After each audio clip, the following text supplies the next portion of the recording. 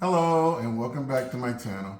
Today we'll be reviewing tips for resetting the maintenance data associated with oil changes and the maintenance required screen on this 2015 Toyota Highlander.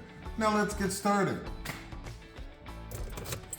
Insert your key, turn it to the second position, do not start the car. Using your finger and the trip button, verify that the trip A is displayed at the bottom of your screen. Remove the key. Press and hold the trip button. Insert the key. Turn it to the second position.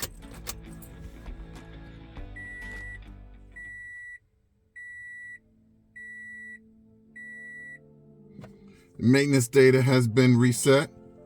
I hope you guys found my tips to be helpful. Please like and subscribe. And until next time, drive defensively.